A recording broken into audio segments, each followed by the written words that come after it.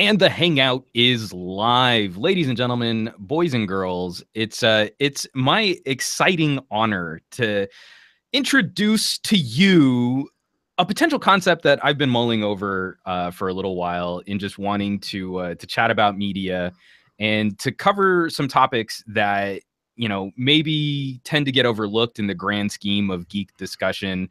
And this is sort of a pilot, if you will, for what could potentially be a new podcast that we're hoping to produce regularly to really try and draw your involvement, your engagement, your participation. I love book clubs, but I'm also antisocial and I never want to leave the house.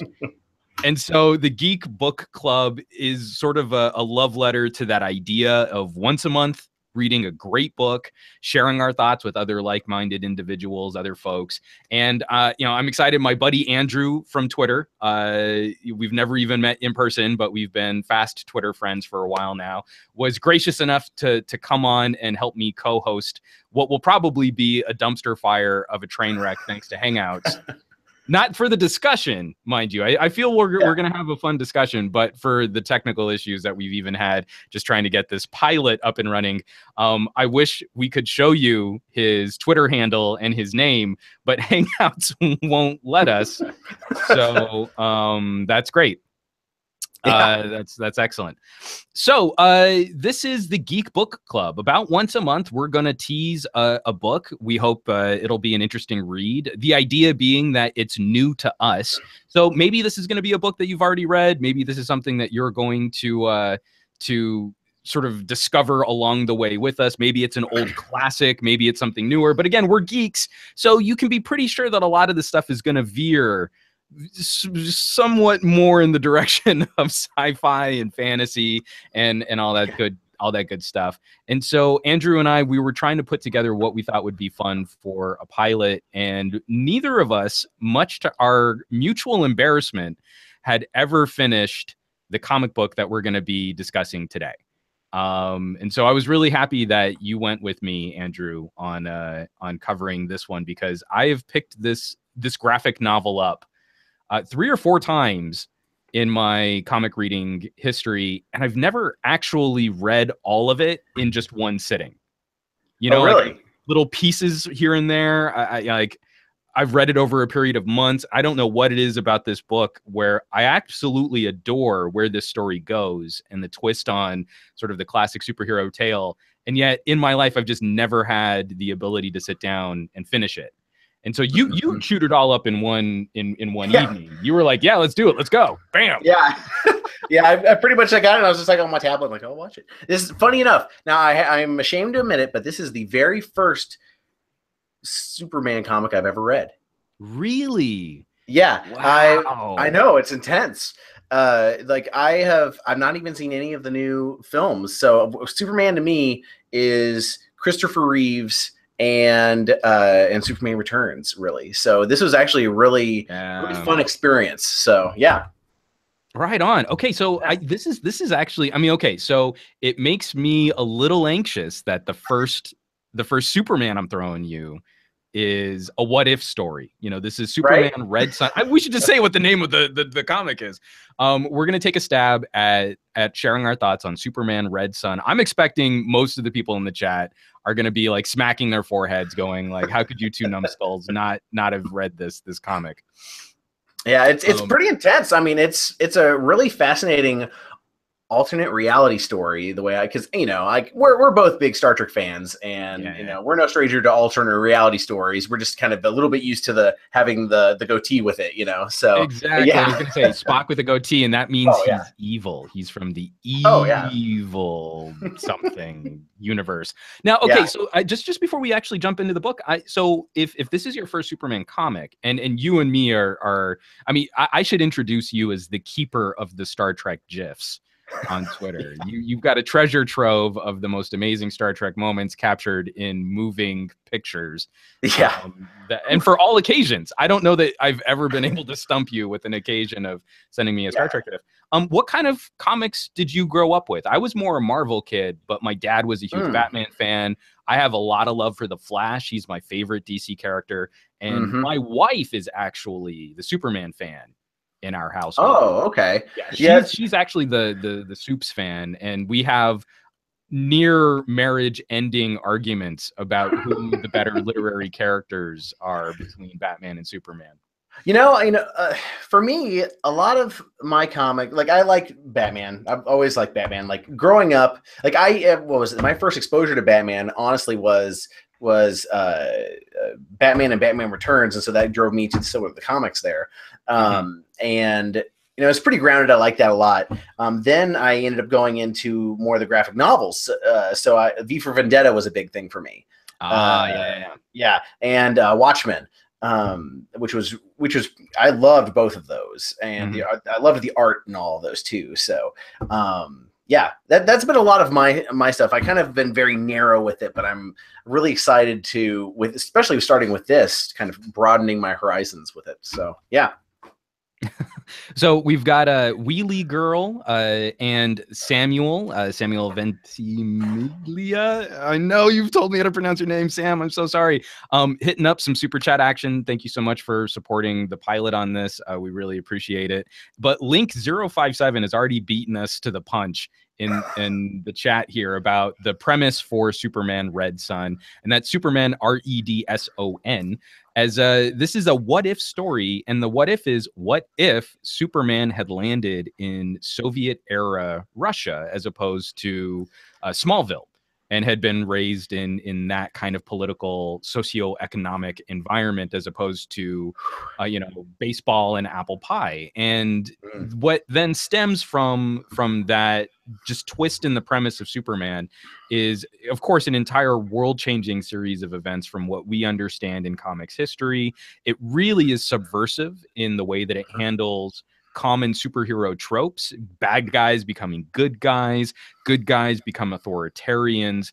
And then we of course have what I think is a really lovely, or at least a charming twist on sort of the nature of superhero universes, with some mind-bending examinations of time travel and lineage. Sort of the future of these characters also gets twisted up from what we would expect from a normal superhero or comic storyline.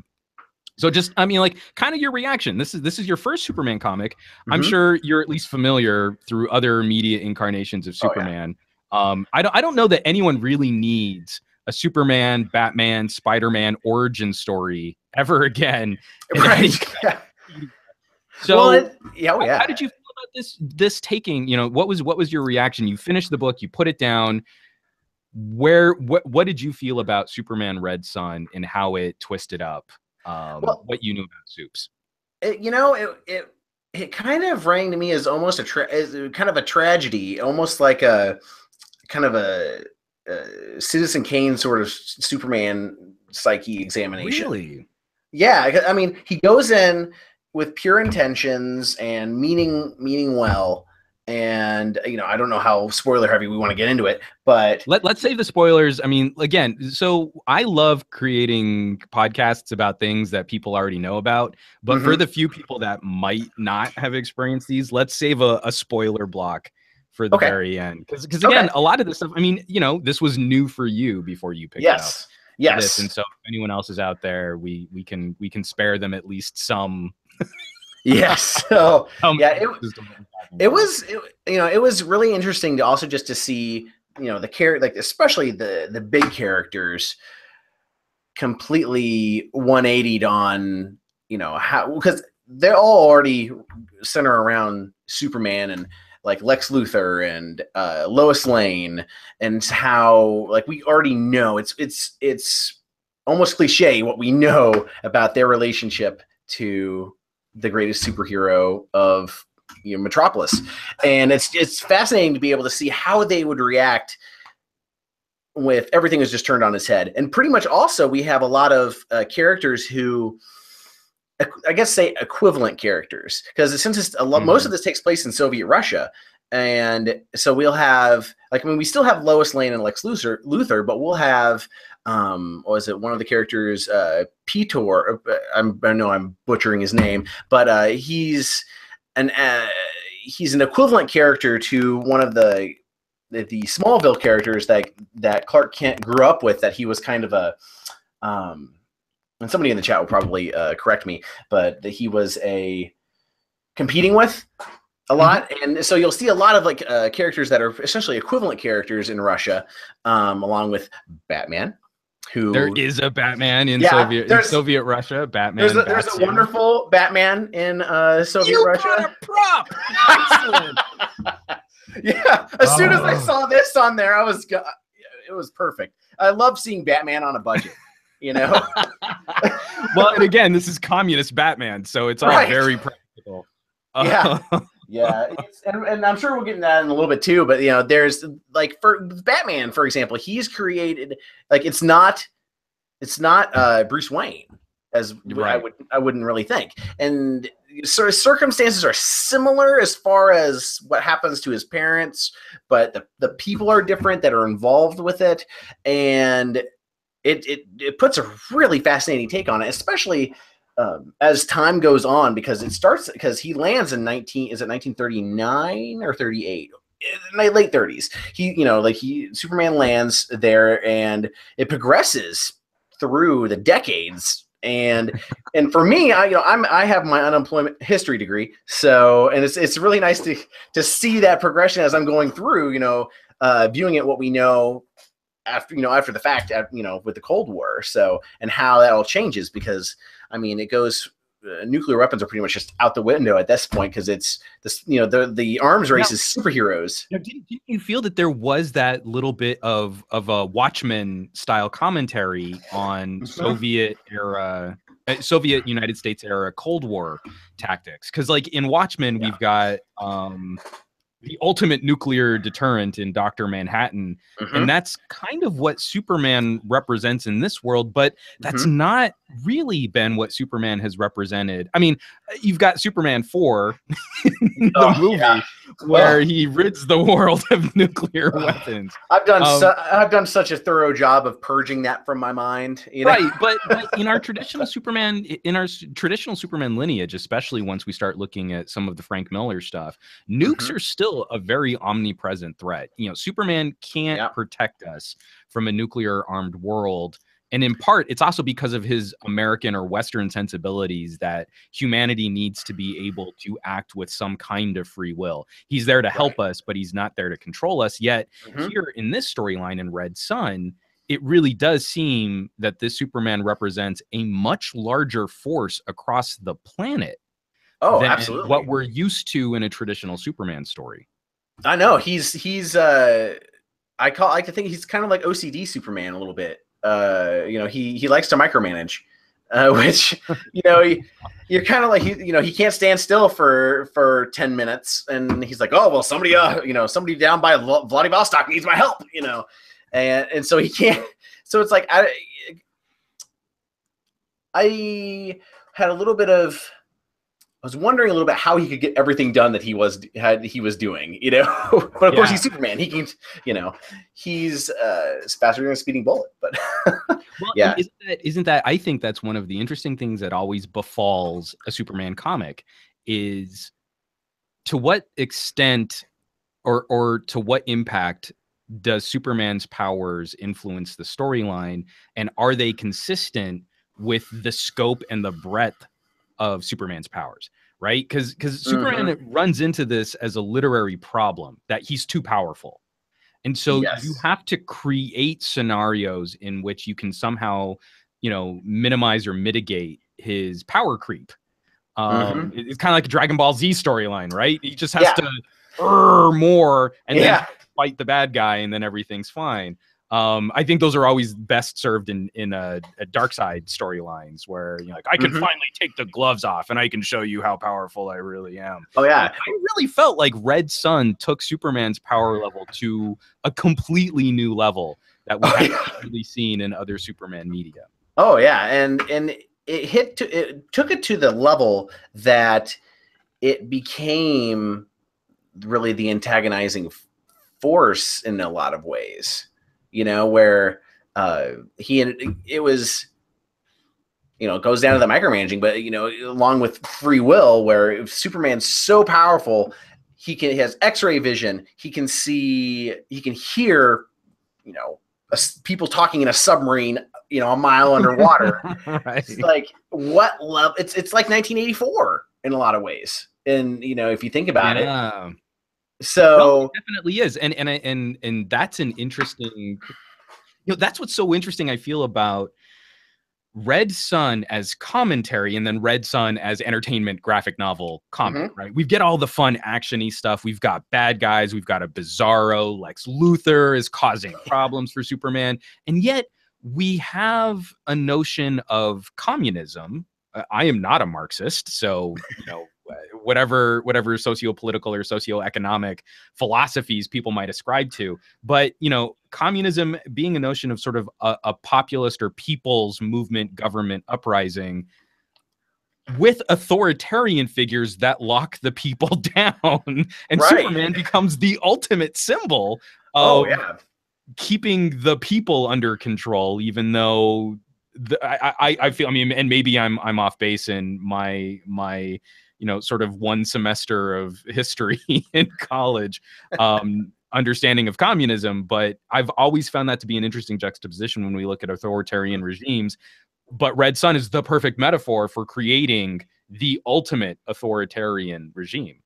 Right. Well, and it's interesting too, because as I understand it now, it's been a hot minute since, you know, since I've been in college a little bit, but you know, with Lenin, it makes me think of kind of like the transition of Lenin to Stalin, you know, where Lenin, you know, he was, you know, in a lot of ways, he was really genuine about wanting to make life better for the people of the Soviet Union as it went on. And then and he died and went to Stalin, it kind of became, because it's like with Superman, where he starts out, he does not want to be in charge politically at all.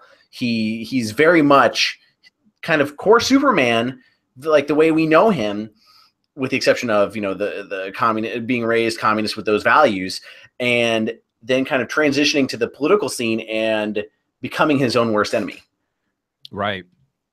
So, without spoilers. Sorry.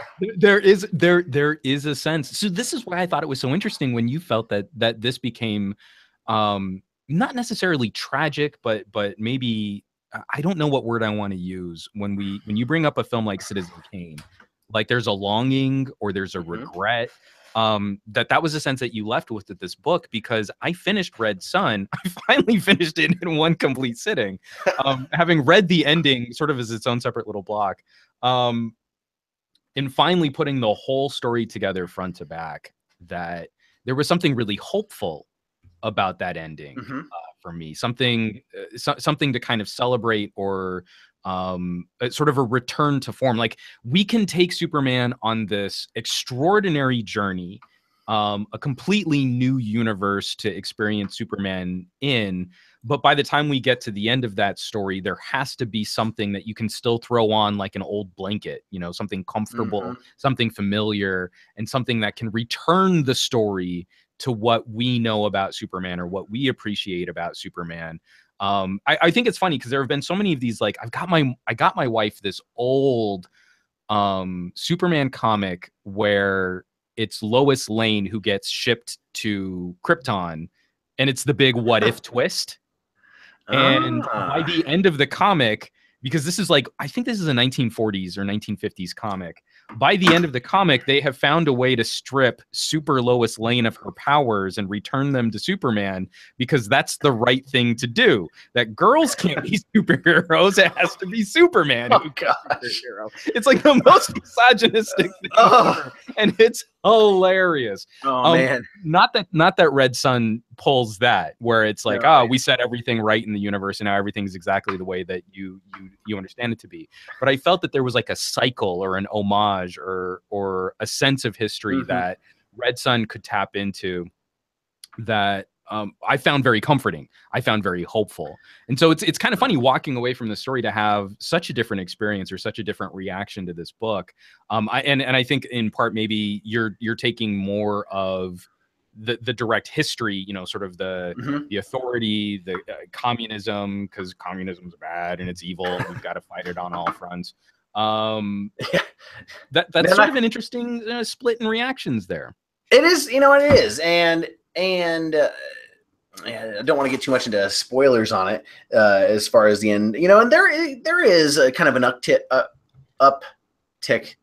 towards as far as the ending, and gets a little bit hopeful in the fact that Citizen Kane really didn't have that in the end, but it was very much I felt like it was a morality journey, and he had, you have to really have a paradigm shift in how a person thinks. You really have to get down to the bottom and you have to get to your ultimate low to be able to come back up to a place where you can learn and change, if that makes any sense. No, that definitely does. But I think that's also what is so satisfying about the best Superman stories told. Like, not to go off on other, because again, if this is your first Superman comic, I feel bad now. Like, man, I threw you a massive curveball. No, it's fun. It was a lot of fun. Because ultimately, as I get older, the powerfulness of Superman becomes less interesting to his character. I don't want to stray too far into like critiquing movies and films that aren't directly related to the books that we're talking about on this. Right.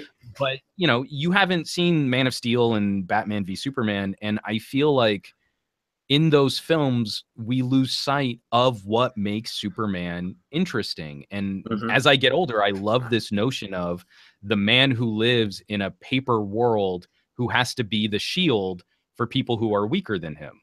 And I feel like the best incarnation of that has still been Christopher Reeve. Oh, yeah. Because he even has fun with it. He enjoys his role in being this entity on this planet. He's not tortured by it. He's still lonely. And he's still seeking companionship. But that's also what I feel we've lost sight of in the current DCU. And something that I feel like Wonder Woman does a better job of capturing her fish out of waterness. They have a little bit of fun with her exploration of this world where not everyone's a super powerful immortal being. And if we want darkness, we can go to Batman, and that's don't have to live there with Superman.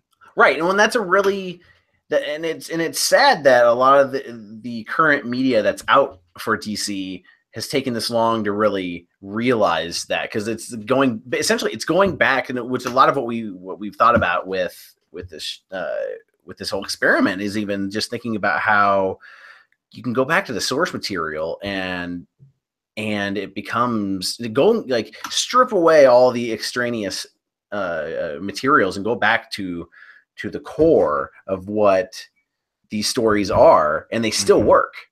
Yeah. And it works better than, mega superpowers and having CG explosion fests.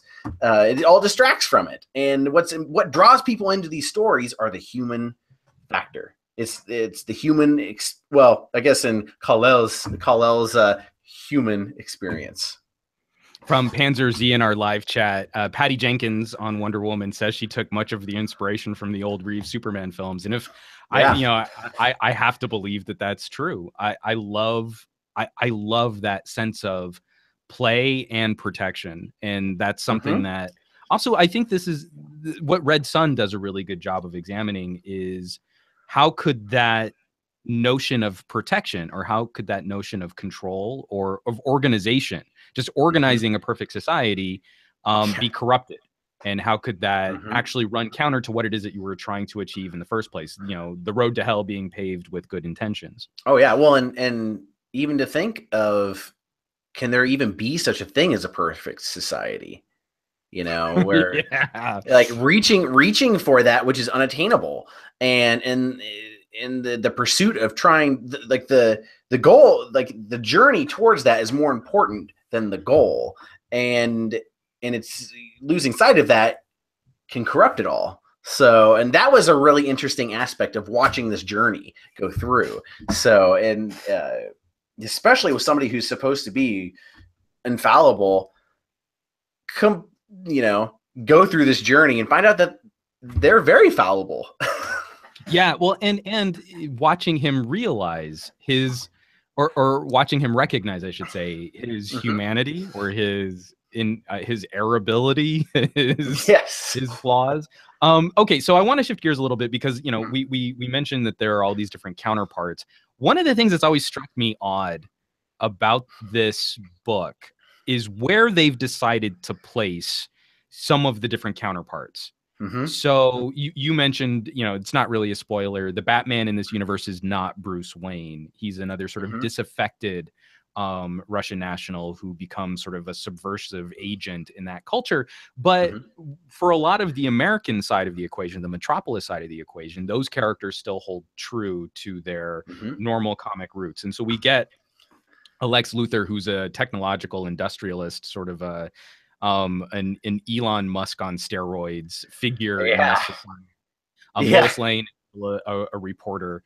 Did you feel like Lex should have been shifted into a Russian counterpart, or do you feel like the story had already twisted enough of some of this lineage? Other characters like Green Lantern, also the story on the origins of Green Lantern gets an interesting twist in how they're trying to combat this Soviet threat of a man in a cape. And that's interesting because I mean, with the story, when you're telling a story like this, especially when it's Soviet Union versus the United States, you really have to have a balance when you're telling the story a lot of times too, especially the type of story that they were telling, which is very much the Cold War.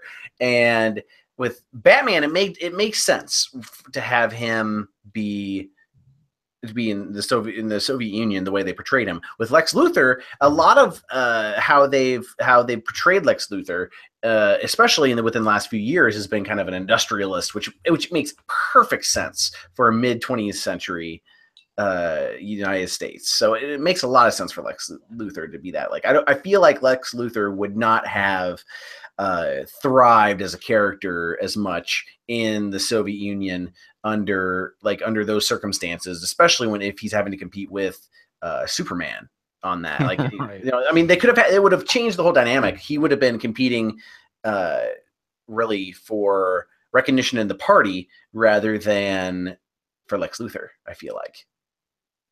If that makes sense at all? Well, but that's also what I thought could have been interesting is I feel like some of those Lex storylines are at one point xenophobia and at the same time jealousy. Lex would be the most recognized human on Earth were it not for this alien interloper who seems to attract a lot of other crap to come and hit our planet. And so I always feel like the best incarnations of Lex, and this is where I feel like the Christopher Reeve movies maybe fall apart, is that Lex becomes very mustache twirling, melodrama, a melodramatic villain. I'm going to tie your girlfriend to the train tracks. Oh, Gene Hackman. And tell me, like, Gene Hackman is having so much fun with those roles. Oh, it's not that it's not a fun performance, but I feel like the most. Oh, sorry. You go ahead. No. I was just gonna wrap it up. The most sort of honest storytelling construct for a character like Lex. We should have something we can sympathize with, and Superman himself is good, and he's sort of noble good, but that doesn't mean he doesn't come with risk and baggage and danger, and we'll never know. Like, a world without Superman, would that world maybe be safer? Oh yeah, well, and Lex has a good argument about it with the way he is, especially as you're going along and Superman gets more into the political side of things. Is he and Lex makes a very compelling argument about, is Superman really does humanity benefit from having him here? And that's kind of the age-old question, but it's kind of brought around the other way because he's more of an imminent threat to his world. Right. And, but he's a threat on two fronts. He's a threat in the sense of, like, I want to help all of humanity. But he's a bigger threat personally because now I'm not as popular or I'm not as famous as I should be. That's what I love about Lex. Lex should be that selfish dichotomy where he can always claim nobility, but we should always know that he's a jerk. Yeah, well, and he has no qualms with coming up with his own equivalent to take on Superman. Because what was it? I guess we can get into a little bit because it's early on in the book. As far as he brings up a Superman 2, as it were, and it's kind of a Frankenstein sort of thing, and he takes on Superman. He's kind of like, I think of him as like Lurch from the Addams Family, right? And and stuff goes down, and I guess Lois Lane is there we go, and Lois Lane is stuff ends up going down with it. Lois Lane talks to him afterward, and he's not even upset. He's not even upset about what just happened. He's just upset at the fact that Superman 2 earlier beat him in a game of chess. So it's more about just his intellect and his ego. Right? Yeah, and that's a constant that they've had, that they brought across, and it comes across very well. It's just they've shifted the circumstances a bit, which kind of you get to read a little bit more into his character, which is interesting. Now, I did have a question as far as with Lex's intellect. Is it played up nearly this much in the other comics? Like where he's like reading 13 books and learning how to lip read while he's creating a tape recorder at the same time. So my all-time favorite incarnation of Lex isn't actually even from the printed books. It's from the Justice League animated series, where Lex Luthor really is depicted as being this higher order intellect that can compete on a near galactic scale with a lot of the other threats that come Earth's way. As voiced by Clancy Brown, the best voice performance. Just like my favorite Joker is Mark Hamill, my favorite Lex is Clancy Brown. I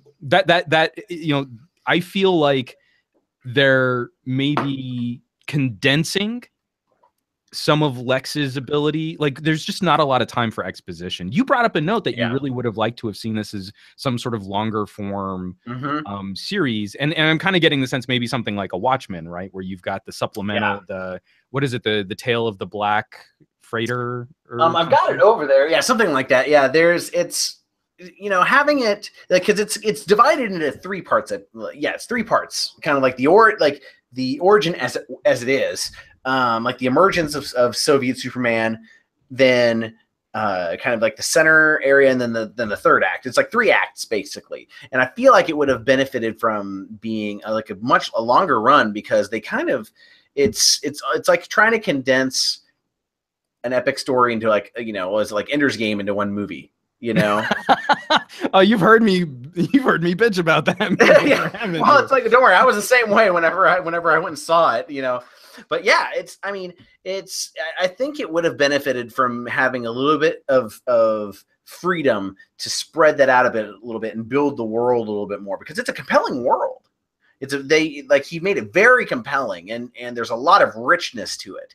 And I felt like it didn't have quite the potential. It wasn't brought up to its full potential because of the length that they had. I agree. I just wonder, because I was going to also ask you, I don't think we could make, I think we could make an animated straight to Netflix or straight to DVD. I say straight to DVD because I still work in Hollywood, even though we all know that no one really makes things for DVD. Those are coasters now, man. Yeah. If you were to do like a straight to streaming animated version of Superman Red Sun, then I think that would do really well as a what if story. Like, you could do Flashpoint. Like the animated film of Flashpoint is really good. I don't think we could ever tell this story live action. I don't think audiences would go for it. I don't think they'd understand the nuance of this world twisting. And so I wonder if they were making a compromise on the length of story simply for the same reason. Like, we can sell this as a limited run. We can sell this as like a 3 comic run or a graphic novel in 3 parts. And we're pretty confident that people will go with us for that length of story. But even look at the Dark Knight Returns. You can't tell an old Batman story for too long. It's like, we want our Batman young in his 30s perpetually, in perpetuity. It's like the Simpsons syndrome with it. A little bit. Like, you get yourself into trouble if you break, or the danger, like, what if people like it better? Yes. Oh, yeah. Then you're stuck. You've got to I know. Gotta keep that as part. I feel like that's what's happened with a lot of, well, of course, and I say this without having seen the new Batman v Superman, but I feel like that movie had it coming into the gate. It had that problem with the Christopher Nolan films preceding it, and it had an uphill battle with that, and that's just another example of it. And yeah, and and that's from the live chat. Link 057 and Panzer Z we're both kind of chatting about. I think for the films, and again, I don't want to get too stuck on the films, but I think we've learned some of the wrong lessons from the Nolan Batman films. That I think what Nolan gave us was an amazing grounded tale of a character who is supposed to be dark. And then we took every other superhero and we said, well, how can we make them dark too? Batman wasn't successful because Nolan took comic books that are normally bright and happy and fun and made them dark and gritty and edgy. He took a dark and gritty and edgy character and actually portrayed him in the way that he should be portrayed. If you do that to the Flash, I'm gonna get really cranky. The Flash is bright and fun and one of his main villains is a talking gorilla. I mean, yeah, it's, or the inverse Flash. It's like you can't be really gritty with those type of names, It's try to say that. Try having Christian Bale say that, with a straight face, just as Batman. Reverse Flash, people are gonna laugh on the screen, So yeah. so I mean, kind of taking it back to your point about Lex Luthor, because I agree. There's a silliness in sort of, I don't know, overblowing Lex's mental prowess. But I also feel like there's just a time crunch. You've got a window where it's like we've got a certain amount of story that I think the publishers are going to let us use these characters for in this fashion. So let's just go overboard. Let's really drill it in to the reader's head that Lex is a genius. How do we know he's a genius? He reads Shakespeare, yeah, or he reads all of Shakespeare at the same time, exactly, and in 5 different languages. Well, and it's interesting too because every time we see Lex. Yeah, pretty much every time we see him. Yeah, they're using that. They're pounding that home to the expense of it's almost like he's a 2-dimensional character. I feel like in some ways. Really? Yeah, he's not given that room to breathe, and so you can't really get into his psyche except for the arrogance. That's the only window into his personality I felt like I was getting at that point until we got towards the end a little bit. And so before because I do want to discuss the end again, because I want to hash out a little bit with you sort of what made you have the feels that you had and why I had the feels that I had. I do want to circle back. We have to talk about Batman being one of my all-time favorite characters. I'm going to go back into screen share here because you've got to put your hat back on. Oh yeah, I can only have it on for so long because it's so hot here. We've got the AC cranking, and you saw me dabbing at my forehead here with my handkerchief. Yeah. Oh man, So we've got the way they portray him is great. I loved this Batman. Again, I mean, I think taking what works so well about a Batman-like character and twisting it for this Soviet audience, but then even paying homage to these elements of the Batcave and his trophies, and again, there's still that sort of Batman narcissism, that he can't brag about his victories, but he still needs to display them even just for himself. Oh, absolutely. Those just sort of psychological tropes of the character are wonderfully translated in this story for sort of one of the B plots of this whole setup. But when you get to this page and you see Batman in the hat, no, it's glorious. That's so good. I know. Well, I love the fact too that Batman basically has this as he's talking to Peter. This character is largely responsible for making this Batman what he is. And I love the fact that as he's talking to him, he just opens up the fridge and his fridge is just filled with beer. It's just it made me think of who is the main antagonist in Iron Man 2? Hammer. Yes. It made me feel a lot like that when they introduced him. he is kind of in a similar sort of place, you know, if that Right. you know, with the exception of the whole Marvel thing. But yeah. Oh, sorry. I've got to backtrack. I found the panel. I'm like going through the Kindle version of this at the same time, and there's Batman's fridge. Yeah, that's all that's in there is just his alcohol. Yeah, that's just gotta take a quick drink here while we're chatting about how you killed my parents. You killed my parents. I know. I thought that they were gonna go the route of making. Of course, they just didn't have enough time to do it. If they had long form, they would have done this. But I feel like Piotr, the person he's talking to, would have become the Russian Joker. Yeah. So I mean, when you mentioned that, we had a little chat off air before we started this podcast, because that's what we spoilers. We're professionals. No, when you said that, I was like, oh, you know what? That actually would have been a great foil. But again, how long can you spend in this universe, and how long can you spend twisting up these characters? Before we get into spoilers, I do want to sort of have a quick chat. What did you think of the art style? This is a story by Mark Miller, who's got he's an extremely accomplished writer. Excuse me, for comics in general. And he did Old Man Logan, didn't he? Yeah. The art direction was fantastic. Like the way he, especially early on with Superman, his style very similar to what you see with a lot of like the Soviet propaganda posters. Which I've got a perfect frame for that. Keep talking. Oh yeah. Like it was really good. Like there's this part 2 where he's saying, I'm gonna take over, and he's kind of going up, and you can kind of, it's like he's very angular, which you see with a lot of, you know, like the hammer and sickle, you know, and the guys like, we're, you know, like the what you typically think of when you think of Cold War era like Soviet propaganda. Yeah.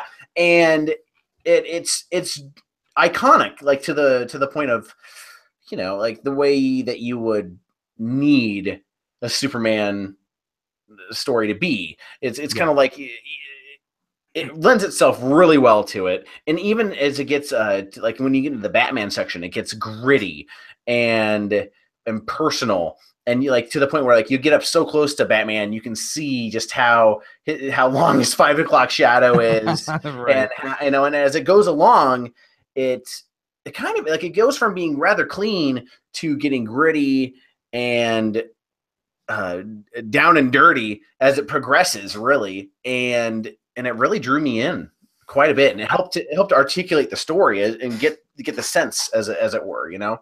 Well, and I especially appreciate it. I mean, like what you were saying early on, you know, like earlier in the story, as Superman is being introduced to Western communities. The panel that I was showing is, you know, it's sort of, again, it's a twist on that iconic vision of Superman. The Daily Planet globe has fallen over. He's holding it up while saving a little kid's balloon all at the same time. You know, he's got the hammer and sickle on his chest. I love that it's a red balloon too. You know? Yeah. It totally is. And so what I love is that the art style is reminiscent of I feel like the classic Superman serials to start, especially when it's still in the vein of sort of mimicking Soviet propaganda posters. Yeah, because that's what they were using him for at the beginning. Well, and that's also what the United States was using Superman for during that time period. I mean, during those serials, especially running before movies and coming out of World War II, here's this vision of sort of American superiority in a very jingoistic sense. You know, the American way being a part of his slogan.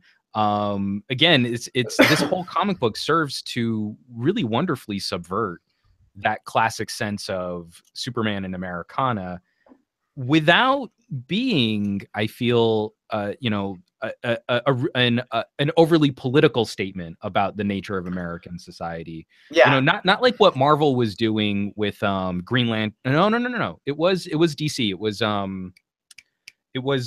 think it was the 1960s or the 1970s Green Lantern and Green Arrow books, where they became really heavy-handed and soapboxy about like gender relations. You know, I remember there was a Green Arrow comic where there's a homeless man that gets in Green Lantern's face. You'll save the purple people, you'll save the yellow people, but what about us brown people? You know, like there's a lot of stuff like that, which was important for comics history, but I mean, it was certainly on the nose. Here, I feel Mark Miller has managed to make us look at and question what goes into an American comic book, a superhero comic book, without necessarily having to soapbox us at the same time. Right. And that's something I was really interested to see, because, whether this is written, this is what, 2003, I think this is when this was published, I believe, something around that time. Probably look those types of things up. Yeah. There's it's far enough removed, that from that era too, that they can go back and put the twist on it and make it a work of fiction, and it's, especially reading it now, it's easy to not have it, to write it and not have it be super politicized just because of the climate that you wrote it in. And that's something that's I really enjoyed. And it's enough is different in the world that, like, in the worlds that they've created, even with the Cold War as it's happening, that you don't have to take it quite literally when they're talking about, the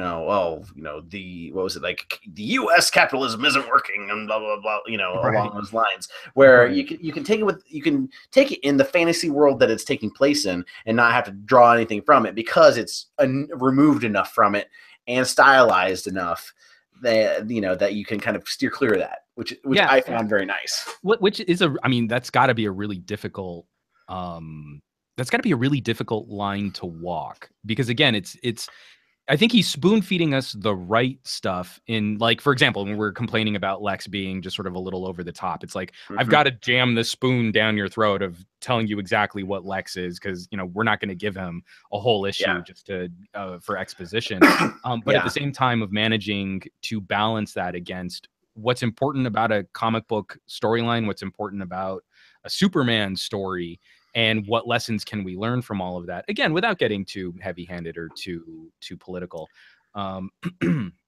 So as we're kind of getting into the storytelling, there was one other note that you had here in our show notes that I wanted to touch on real quick. You were saying that this was an interesting examination of how you could take down Superman, but that also in this universe there was a suspicious lack of kryptonite. Yes. And do we want to do the spoiler? Let's start drifting. So for anyone who might be interested in reading this without having the book ruined for you, I think it's time to start taking the train to Spoiler Town. Yes. Because from this point, because with taking Superman down, there are some things that I really want to discuss about the ending of this story too, and what I think is so interesting about it. But again, you brought up this note, and I was really curious because, like, again, kryptonite to me has always been one of those crutches. Like, every sort of generational aspect of Superman, we've got to find something new. At the beginning, he's just, super strong and he can jump. He can't even really necessarily fly, I think, in the earliest incarnation of Superman. Really? But then he was like, okay, well, he's too powerful, so let's give him a weakness. Okay, we'll give him this radioactive rock that is green and it hurts him. Okay, there's kryptonite. Yeah. And then later it's like, oh, well, he's not indefatigable. He's powered by sunlight, right? Okay, well, he's like a battery, so you can drain Superman. Yeah. And now there's another weakness. And, oh, you know what? Magic. He's really susceptible to magic. Yeah. I mean, it's like every time, like, we need a plot motivator. Or like the wrong type of sunlight. He's really good with his Kryptonian discipline, but what about mind control? It's like we've got to keep finding new weaknesses for him. And here, I actually thought it was kind of refreshing that it wasn't just a story about let's race to find kryptonite so that we can shoot him with a kryptonite bullet, and then that's how we'll stop this Superman threat. It became, I feel, more creative simply because they didn't rely on kryptonite as a crutch. Yeah. Well, and like they had the whole red because with the red sun, how he can't. They had the whole thing with I guess we'll get into it a little bit, where Batman is battling Superman because there's this whole thing where Batman is hired essentially by indirectly by Lex Luthor to try and take out Superman. Well, part of that is they have the red LED, I guess, essentially to simulate the red sunlight from his home world to yes, right there, so that he can actually take him out. Well, that's just a tool with it, but it isn't like the end all be all that would hit home for Superman. I'll put it that way. It's only there for a little bit, and it's not used as a crutch, which is great. And because they focused on going for who Superman is as a person, as to focus on getting to the center of his character and to try and take. I won't necessarily say take him down, but to. Oh yeah, I guess you could go with that. Well, but again, what I think is so important, and actually the panel that I've got up right now on the screen is, it would have worked. It would have worked had Wonder Woman not been involved in this storyline too. Yeah. And again, one of the other fun twists being, this is the relationship that has always made the most sense to a number of us comics fans. It's the Superman, Wonder Woman, not necessarily, Superman and Lois Lane. Don't get me wrong. Lois Lane's a fine woman. But when you're like an ungodly powerful being, like you would probably relate better to other ungodly powerful beings. And anytime that Superman and Lois Lane would smooch, I'm like, is there going to be like a comic where he accidentally just like breaks your spine by accident? Like it's just so in the moment. So he's like, oh no, yeah. There's a Kevin Smith joke in there somewhere, I'm sure. Superman and biology maybe not being compatible. Yeah. But so we get through those things. There's again, I think there's an interesting examination of what Superman can do against. We have this fascination. We always want to see our heroes fight other heroes. Marvel movies do this every single movie. What would it be like if Thor fought Iron Man and Captain America? And you're like, okay, well, let's put that in the movie. And Thor had butted some dude in a helmet. Whoa, that's so intense.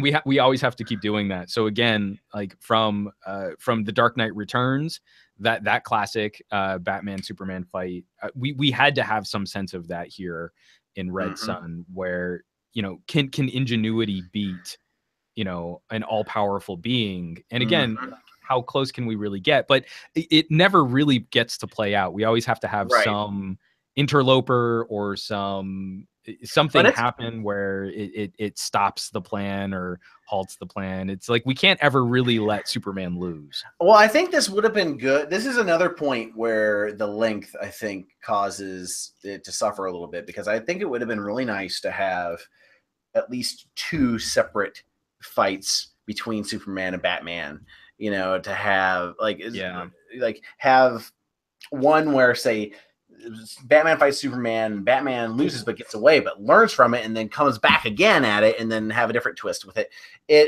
I think it would have been nice to have a little bit of both of those, because I mean, I would have always liked to have a little more Batman in the story, Right, you always be Batman. Yeah, it's kind of like, and especially with this, just because the fact that he's Batman on a budget, or budget man, I'll just call him, and he just it makes it even more impressive that he could take him on. So yeah, and in the end too, it's like at this point also, we should probably establish Superman has succeeded Stalin and is pretty much the totalitarian ruler of most of the world at this point, because they've been absorbed by the Soviet Union. And the whole plot of it is that they did it willingly, because Superman is micromanaging everything to the point in their economies so that it just makes sense, and they join. And then there's a whole dichotomy of the fact that Superman can't stand the fact that there are people who would not want to live in this world, within the world that he's controlling, even. And so and then Brainiac gets into the story too, which is an important fact that we need to bring in as well at some point, which we can get into here a little bit, where they're going to turn because Superman also has these followers, because he's a dissident and a terrorist at this point.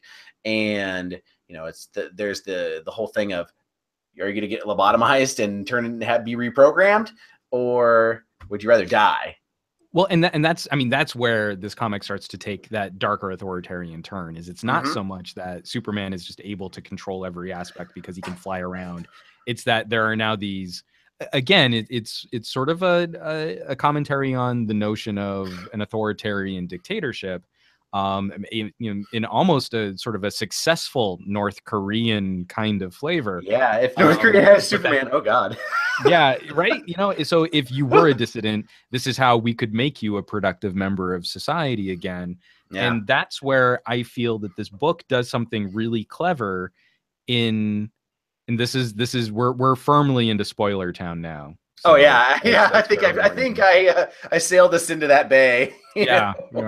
You took a ship. I'm on the train. There you go. We're both in spoiler town. But this is what I feel has been so interesting.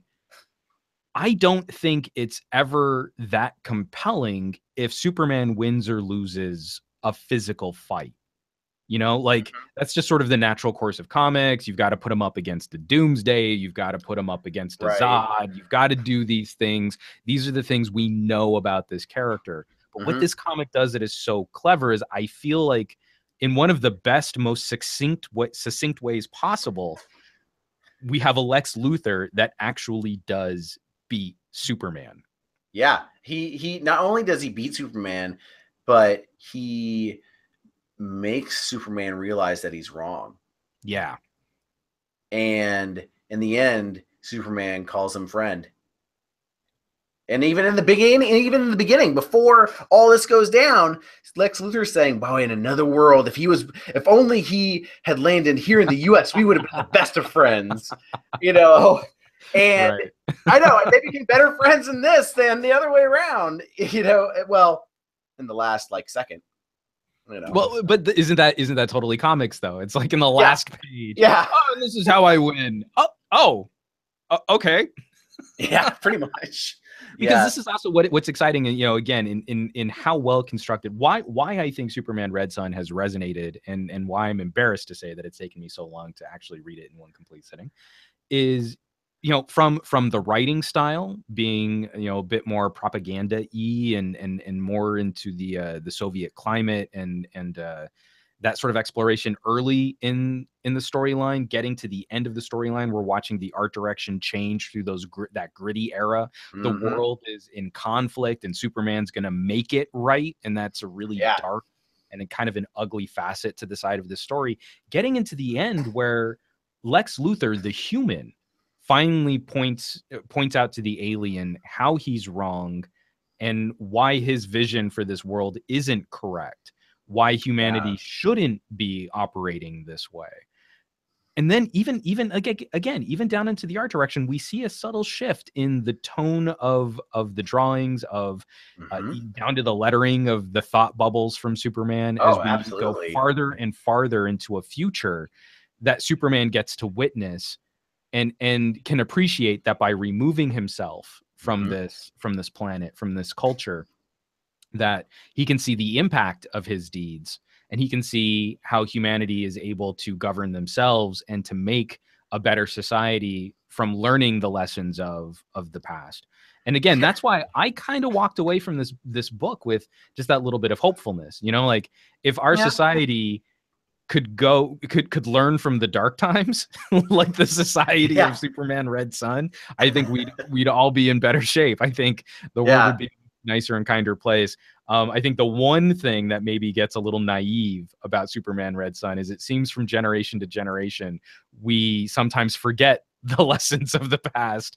And in so doing, we're sort of somewhat doomed to repeat some of the lessons have learned from the past. Until we let Lex Luthor take over everything and and create all different kinds of governments and evolve at that point into a almost Star Trek utopia. Yeah. Essentially, Well, and how funny is it that because I look at Star Trek as being one of those perfect utopian kinds of visions of the future, and then you take a property like Firefly, where ostensibly the organization which resembles the Federation is again like a fascist authority. Yeah, I know. And of course you're also talking to the person who goes on to Reddit. Was it our Reddit? Our Empire did nothing wrong, essentially. So it's kind of. Did you see the most recent one? It's like it's such a terrible joke. It is such a terrible joke, and I'm almost mad at myself that I laughed. But it's this boy was raised by two men and went off to kill dozens of Jedi and chokes people. Do you really think that men should be raising children? Oh my God. It's like the worst gay joke ever. My God. And I saw it, I was like, that shouldn't be as funny as it is.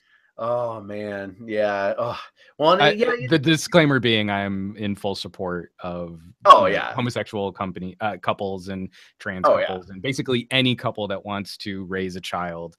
Creating a stable family unit is better for our society.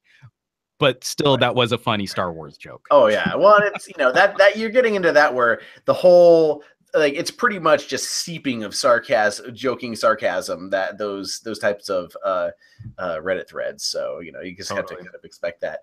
There's, but yeah, it was a really interesting juxtaposition with it all.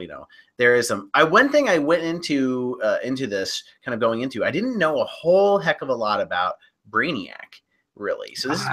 Oh yes, I mean, if you haven't read the comics, then this is like... So this is one of my first thing with Brainiac. So is he very similar in the other comics to how he's portrayed in this, despite the whole juxtaposition? What's kind of great is because Brainiac doesn't come from this planet, he can come to this story in almost exactly the same trappings that he's been presented in other comic incarnations. Brainiac is, I feel Brainiac becomes one of those villains that they can always restructure him, from year to year to be whatever they need him to be in the plot, because he's there's almost like a little sense of him almost being like a Borg collective of one. Yes. Well, so, there's a lot of the reprogramming happens, maybe you're getting assimilated. Totally. Again, because it only takes a tiny little piece of Brainiac to reconstitute Brainiac. So even when you kill him or you get rid of him or you damage him or you hurt him, he can always sort of be reformed for the next story where you need some instance of Brainiac to be a part of the plot. And so what's hilarious is he's probably the most consistent aspect of the Superman What If stories to the classic Superman stories to the animated series of Superman and Justice League. You can kind of just pop him in wherever, and he's because again it's very much like wasn't there like a bit with Brainiac? It wasn't Dark Knight Returns. Is it Dark Knight Strikes Again? The follow-up. So there's again, it's kind of the same thing. Like, we just need sort of a superpower computer alien. Cool. Brainiac. Yeah. Well, it's kind of like, I mean, it's a being that third party, he doesn't have to be changed as much. Now, is he from Krypton? Or is he, he's not. Okay. So I wasn't sure, where he came from on that, because especially with how the ending is in this and how it changes our conventions of it changes our conventions of Superman's origins a bit up. So yeah. Well, and that's also what I think is because this I don't want to spoil, but the last 5 pages of this book I think are just a really sweet. I don't know. It's almost like a love letter to Superman classic lore in the way they structure all that's old is new again, and all that feels fresh is actually something familiar, and we'll see you again in the next life, kind of a thing. Cue the Cylon music from Battlestar Galactica. I mean, like, okay, it's a little Cylon-y, but also, I mean, like, I was looking at this as like, a reincarnation mythology, or like. It's true. Oh yeah. Well, I kind of thought of it as like Buddhism. Yeah. Well, I kind of thought of it as like a Twilight Zone sort of feel. Oh, I gotcha. Which was really interesting. But yeah, absolutely. Like it was pretty interesting. I liked kind of the route that they went with it. But yeah, it was pretty cool. Yeah. So, I mean, again, apologies for speaking very vaguely at this part of the podcast, but for those of you who have read it, you know what we're talking about. So it's not like any big deal, but if you haven't read it, the very ending, the last couple pages of Superman Red Sun, I actually did get a little teary-eyed. Like I thought that there was something really, really charming about how they completed this story. So I guess the last question that I would want to throw to you, Andrew, and again, like I actually do feel kind of bad that like my first forcing you to read a Superman story is this. Does this influence you into maybe checking out other Superman comics? Yeah, absolutely. Like there's several different ones that I was actually talking to a friend about. And yeah, this actually drives me to want to see some of the ones, like some of the ones in the 90s. I was wanting to kind of get into some of those classic 90s ones that I missed out on growing up. So yeah, I'm actually really excited to see, especially when I can compare it to this and kind of see how they've changed and how they influenced this work too. So because I like going through the different works and seeing how they've influenced each other going from the past going forward, and then I can come back and reread it. So yeah, this has definitely piqued my interest even more into this and to branch out, which is a lot of what comics are meant to do.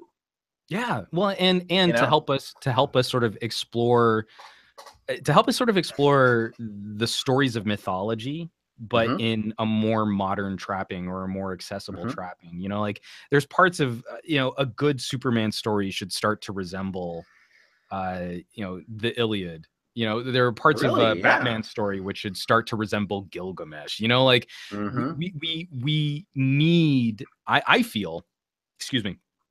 I feel we need these kinds of stories, not necessarily these characters, but we need these kinds of stories in our social fabric.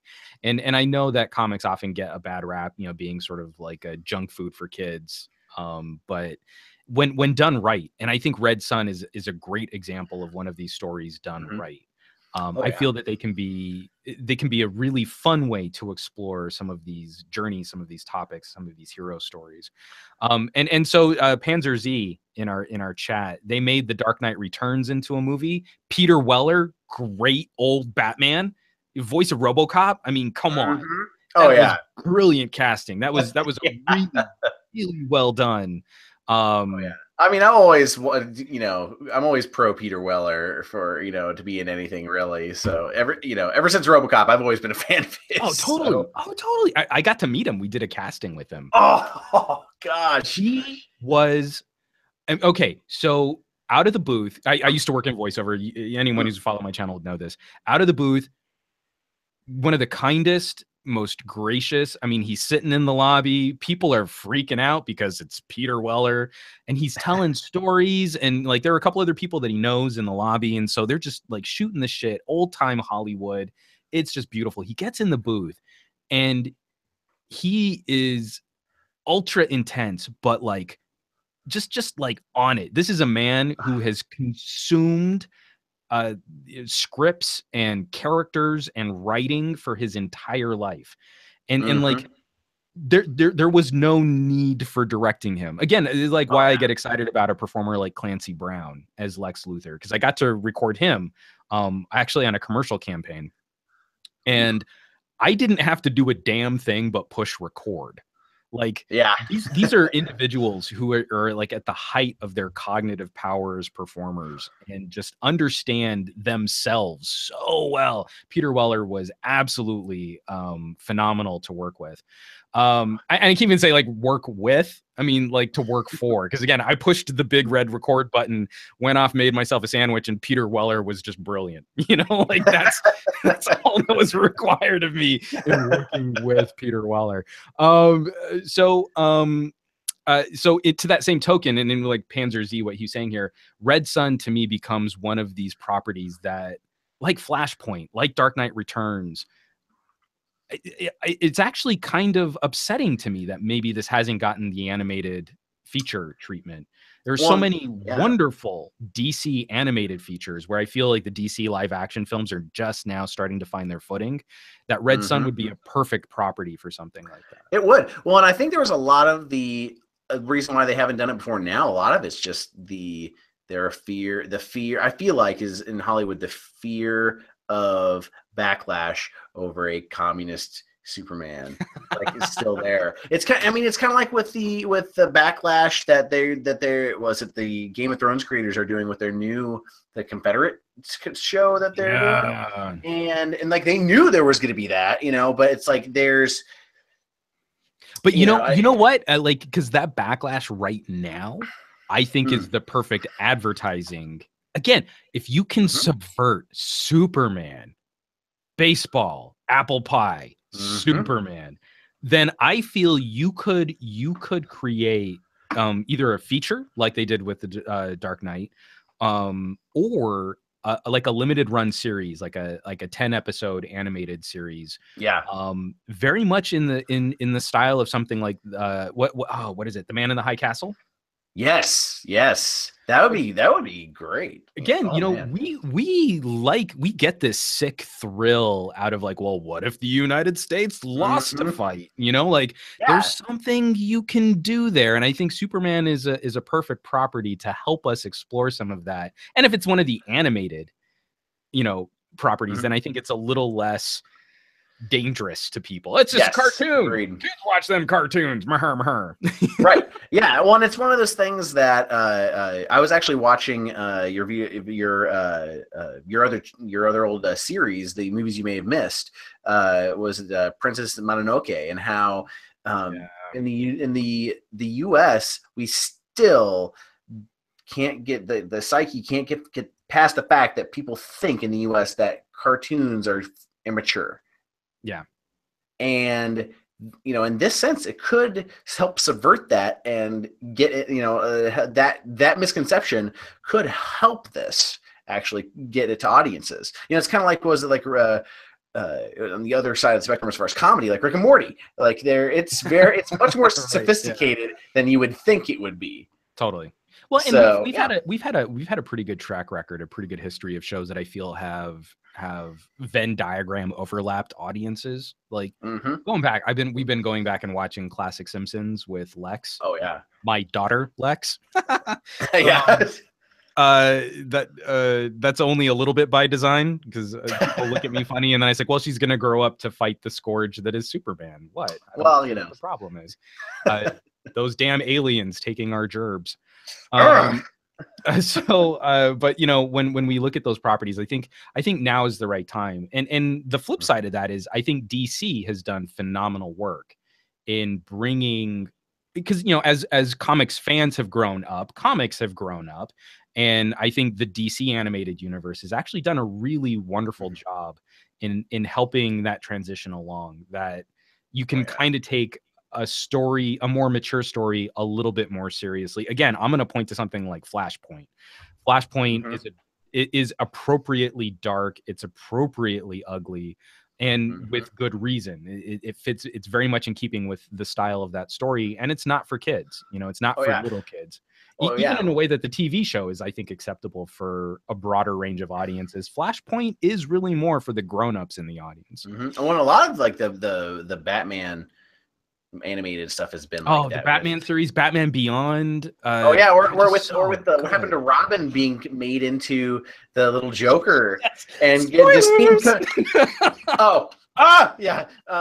like that, all of that though, it's just it's very psychologically intense, and there's real consequences for everyone involved that you wouldn't get from back in the 90s watching Where in the World's Carmen Sandiego.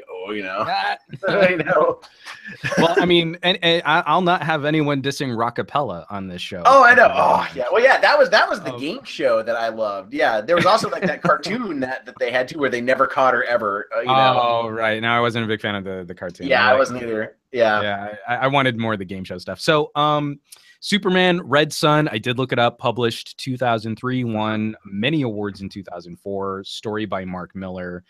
Absolutely phenomenal artwork and totally deserving of an adaptation. I believe so. I just picked it up on Amazon Kindle because I have and actually it's just out of reach, and I don't feel like leaving the camera now to go get it. Just this terribly dog-eared copy in paperback trade, but the Kindle version was $9.99. Yeah. I can't recommend this enough for people. And again, this is sort of a multi-check. For people who are fans of Superman, this is a great examination of the character and a really fun twist on the character. For people who aren't fans of comics, I feel that there's this nice little throwback to alternate history storytelling. And we get to view that through the eyes of a Superman story that changes from the serials to the 80s dark and gritty Batman era to the futuristic sci-fi comic storytelling that we're sort of appreciating in properties like Guardians of the Galaxy. And it's just a fun romp. You know, this is as we're wrapping up summer, this is the kind of book that I think people would enjoy, you know, taking to the beach or, you know, sitting in a park and just kind of chewing through some fun fisticuffs, capes and cowls in the best way possible, with just a little bit of brain food to keep it from being just a cotton candy experience. And also, like, we would recommend also as well, like, go to your local library and check, because my local library here has tons and tons of comics and compilations, as well as using Overdrive to be able to go and view it on my tablet. You know, that way you can support your local community. And especially let's make sure that we make that a big point out of doing these for future episodes, to support your local library. Yeah, absolutely. You know, it's huge, you know, because there's the only way that they're gonna to be around is if we're supporting them, you know. So yeah. Totally. So Andrew, I feel like this was successful enough that with all of the planning that we've done, because we're already, you know, on to our proper episode 1 of the Geek Book Club. Yeah. This is our episode 0. You know, we're at, you know, this is our pilot, and we did want to make sure that we could make it through a conversation like this, but we were planning, you know, a couple episodes ahead here. Oh, yeah. So we don't have the date exactly pinned down yet, but we're looking at the end of August for doing episode 2 or episode 1, which is going to be our second episode. Yeah, this is the pilot, so yeah. This is the pilot. This is episode 0. So for our proper launch, episode 1, the end of August, we are going to spend a little time with the Man from Earth. And so if you would like to read that book between now and the end of August, and I'll be posting the dates up on SomeGadgetGuy.com with the release of this video, once we narrow it down, you can join the conversation. You can join us in the live chat, and I'll come up with a fun and creative hashtag for those of you who want to maybe use something like Twitter instead of the YouTube live chat. But we're going to try and do these once a month, because I feel like that's the right time frame for a good book club. Is jumping in with enough time for people to actually read the book and maybe even kind of discuss some of the stuff online before we jump into the episode, questions that people had about the book, maybe things that they didn't understand, or, you know, maybe they can help school us on things that we didn't understand. Yeah. Oh yeah. And it's great too, because we want everyone to be involved as well, because it's a book club. It's not just the two of us as well. We want to help drive, help other people discover new works and to get enjoyment out of it, and also just to have fun discussing it, because that's half the fun with it, you know. Absolutely. No, totally. Well, and for us helping other people discover new books, like, I need a little help just discovering new books myself. Me too. So we've got a list of some things that we absolutely want to cover, and right now, I mean, to start, our rule is it's new for us. You know, at least one of us has not read this book. We're going to share our experiences in picking up a piece of literature or a piece of pulp, and expressing that kind of sharing. But after a point, we are going to need that kind of discussion, and maybe we'll start setting up polls or voting on future books that we can all talk about and discuss and enjoy. And again, because, you know, if we're going to do one of these a month, you know, books are not that expensive, but, you know, I'll probably be going to the library a lot more. Yes, just to absolutely minimize costs on how we produce this. So Andrew, thank you so much for joining me on the pilot. This thank you for having me. Fun. This was absolutely a blast. So yeah, thank you for having me. This is great. I'm excited for all the stuff that we're going forward with. And like I said, we're going to be posting. I'm going to be posting info on the Geek Book Club on Some Gadget Guy. Andrew and I will be the co-hosts, and we're hoping to have other guests on too, so that we can keep these conversations fresh. I mean, we're super good at the talking, so you guys shouldn't feel bad about that. But I know occasionally it's fun to hear other voices too, and especially as we start getting into some of these other properties, like The Man from Earth. We both want to talk about not only for the story, but because of the adaptation and the audiobook version, which are all sort of interesting reformulations of the same story. And it should be a lot of meat for us to dig our teeth into. Oh, yeah. So folks, thanks so much for joining us. Be on the lookout for future episodes of the Geek Book Club. If you want to follow along, give this channel a follow. Give me a follow on Twitter at SomeGadgetGuy. Give Andrew a follow at Fat Produce. And we'll figure out his lower thirds so that you guys will be able to read that. I'll put it in the links down below this video. I'll make sure to include you, Andrew. And we will catch you all on the next podcast.